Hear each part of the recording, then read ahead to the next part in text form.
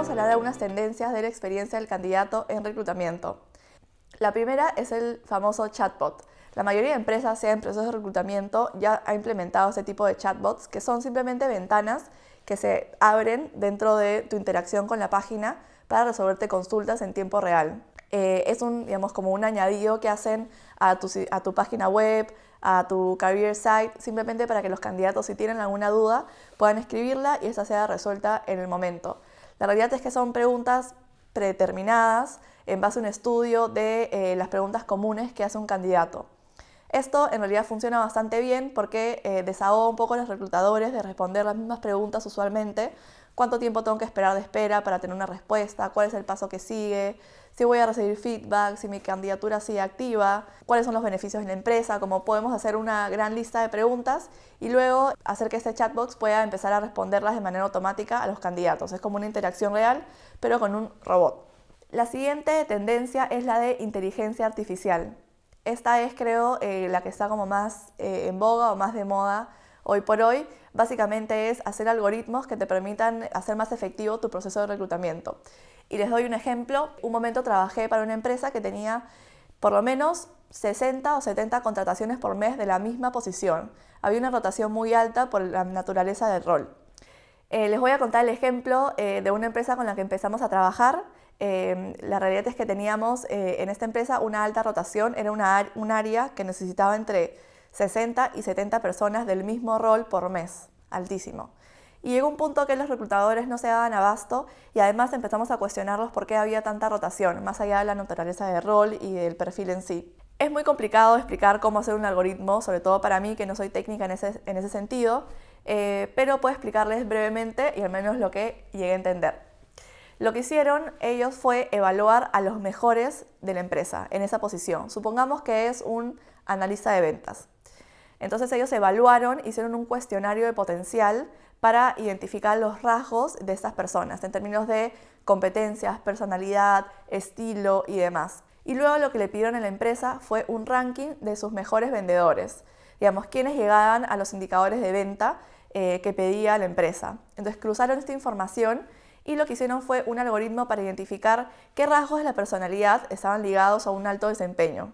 Digamos, quienes tenían ciertos rasgos de personalidad que estaban atados a justamente los que más vendían y a los que mejor les iba y sobre todo a los que más tiempo permanecían en la organización. Entonces, una vez que hicieron este algoritmo, salimos al mercado. Entonces, le aplicábamos la misma prueba a candidatos, digamos, a cualquiera que quisiera postular y a los que tenían un resultado similar a nuestro high potential, los que vendían más, eran los que eran recomendados recién a iniciar el proceso de reclutamiento.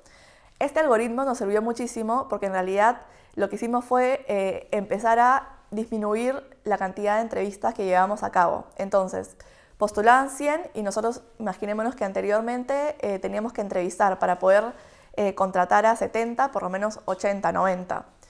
Ahora lo que hacíamos con este algoritmo era, llegábamos a muchas más personas, porque era simplemente un link que enviábamos en vez de entrevistar face to face o a través de alguna plataforma.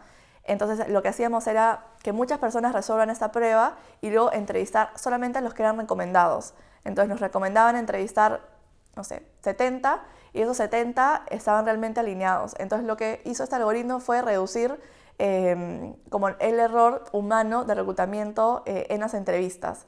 Y lo que hacía era predecir el futuro desempeño de esta persona. Eso es un ejemplo, hay miles de ejemplos donde automatizar la información hace que para el reclutamiento sea mucho más fácil. Sé que, por ejemplo, hay herramientas de entrevista donde se programa como un robot de entrevista donde el candidato se filma y el robot o este programa de entrevistas decide si el candidato está apto o no, básicamente en el estilo de comunicación, en cómo estructura sus ideas, en el tipo de respuestas que da, ¿no? Entonces eso también ayuda mucho al reclutador a ser mucho más eficiente porque va a entrevistar a muchas menos personas y las personas que entreviste van a ser candidatos de calidad, ¿no? Que probablemente sean aptos y pasen a una siguiente instancia.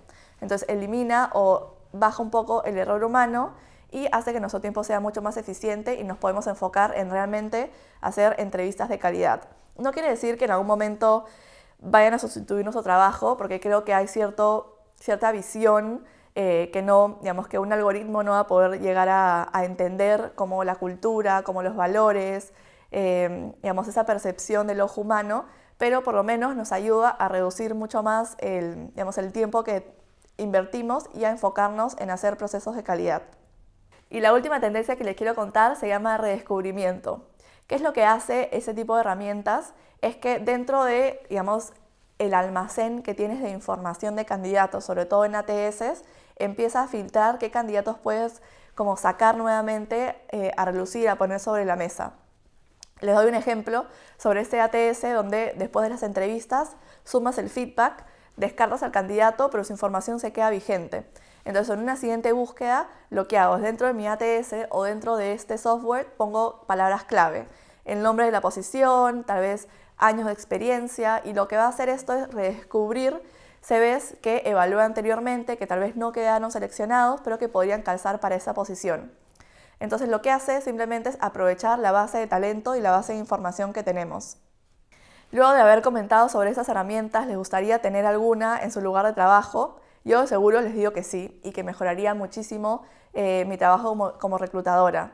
Sé que suenan como muy futurísticas, pero yo creo que en los siguientes años van a ser cada vez más común y más accesible para las pequeñas empresas.